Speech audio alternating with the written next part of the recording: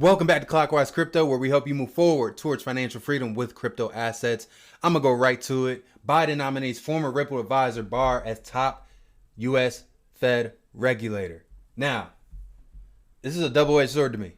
This is someone that is pretty much in the crypto space, right? He was advisor with Ripple. He's in the crypto space. And now he's coming on as a top U.S. federal regulator. How do I feel about that?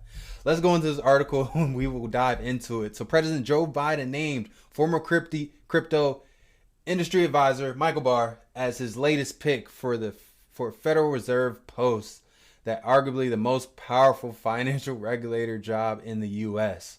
Michael Barr, who now the public policy school dean of University of Michigan Law School, was a senior official for former President Barack Obama's Treasury. And scrolling down here, just getting right to it, the White House announced Barr's selection as the next nominee for the Fed vice chairman for supervision on today, praising him for being a person who has spent his career protecting consumers.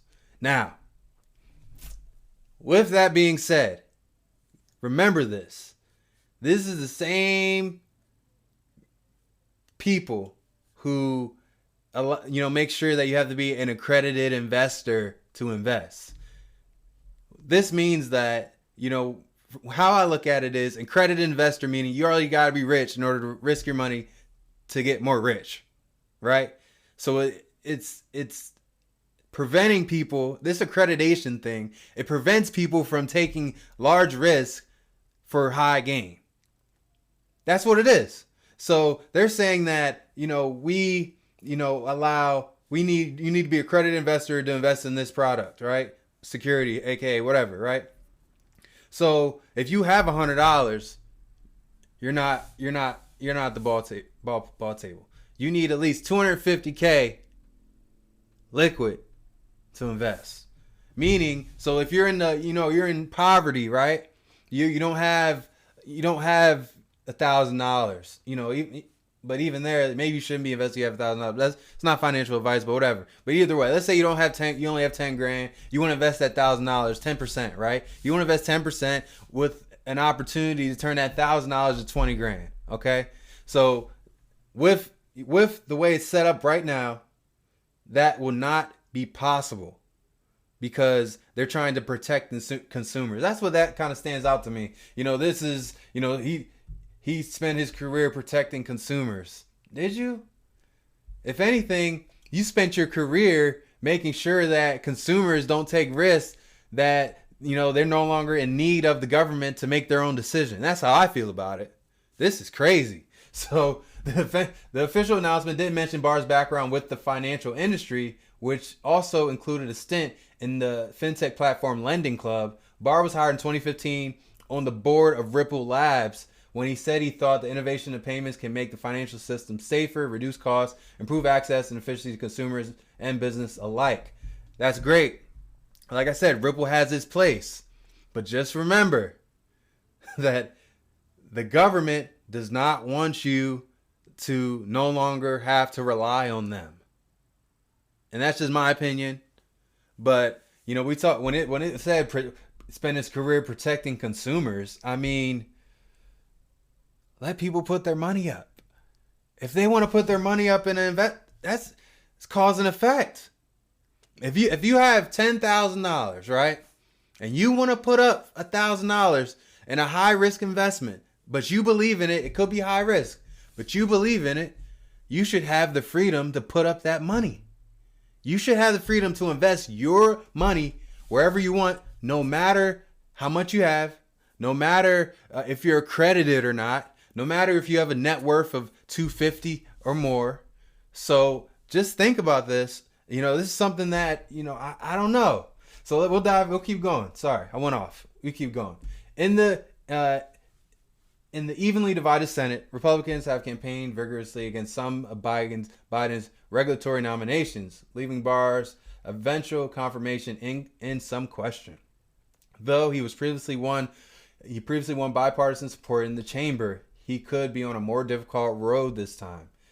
If he's confirmed, he will occupy a leadership role in the multi-agency efforts already underway to regulate stablecoins and to consider further guardrails for the rest of the crypto industry. Barr is considered a consumer-friendly advocate for aggressive financial oversight with a deep experience in financial inclusion efforts. He co-authored a book, Insufficient Funds, about the finances of poor families in Detroit and wrote No Slack, The Financial Lives of Low-Income Americans.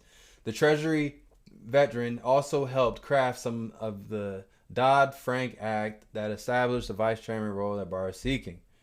In a statement, he says, I will support this key nominee. Senate Banking Committee said that. I strongly urge my Republican colleagues to abandon their old playbook of personal attacks and put Americans in their pocketbooks first. I don't know how I feel about this, guys. I don't know. I really don't know.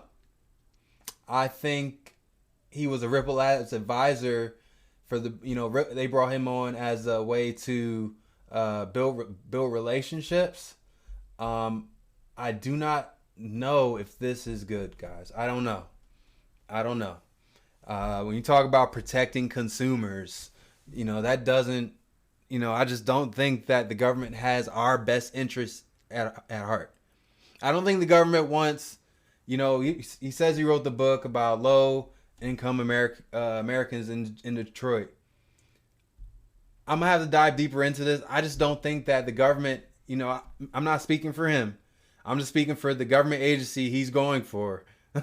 I don't think that they have the best intentions when it comes to helping people become financially free. I don't think the government wants everyone financially free. That's all I got to say. I think that they want to keep everyone on the pacifier and keep them on the system and not help them become an accredited investor, right? I think they want to keep you on the system. They want to keep us in a certain bracket, right? They want to keep us in a certain, ultimately control and not allow us to take risks saying, oh, you need to be a credit investor for this. Almost making decisions for you about your money. That's how I feel about this. I don't know. It sounds like it could be a good idea. It sounds like, oh yes, a former Ripple advisor, Barr, he's now a top U.S. federal regulator. But when they say things like protect consumers and all that, I don't know. Is it really protecting people to prevent them from allowing them to invest their money in certain avenues that could have a tremendous financial impact for them? Is that really protecting consumers? That's the question. Is not allowing people that are not of a certain bracket, tax bracket, or a certain wealth bracket, not enabling them to invest their money in certain avenues that could change their lives forever, is that protecting consumers? That's the key thing. That's my only question. We'll see how this plays out. I know we talked about Biden looking into this digital dollar situation. I just think we got to be real careful when we start thinking, oh, Ripple is winning. It's a win for Ripple. I don't know. And I love Ripple. I don't love Ripple. I like Ripple. I love a strong word. I love Cardano. I don't love Ripple. I think Ripple's a good investment though. I think Ripple's from a price standpoint, I think Ripple's undervalued. But I think Ripple, is this a win for Ripple? I don't know.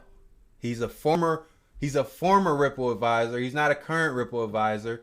But he knows Ripple and Ripple's currently, sucking it to the SEC. So we'll see what happens. I wanted to dive into this. Pretty much, went on a little tangent there. I'm sorry, but Bitcoin is sitting at 40,300. Ethereum's at 3,000. A lot of fear in the market still. Extreme fear today. I didn't know it was extreme fear, but I like it. I like it a lot. Extreme fear, blood in the streets. Buy. That's how I look at it. Looking at everything's mostly down. I love it.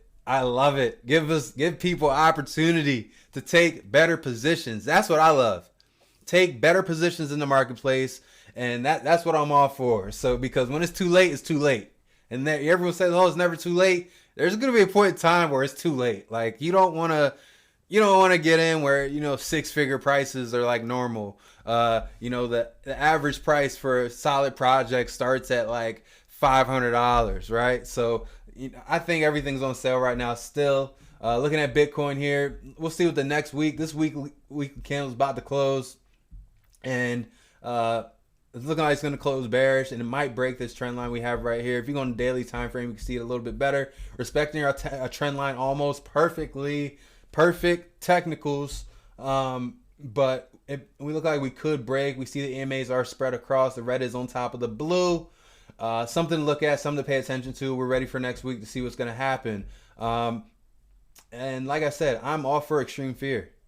I'm all for it. Be fearful, because you got to have the opposite mindset and use it as a way to be backwards. And you know, everything, do the opposite. And everything, you know, when you see red, that's really green. That's really a positive thing.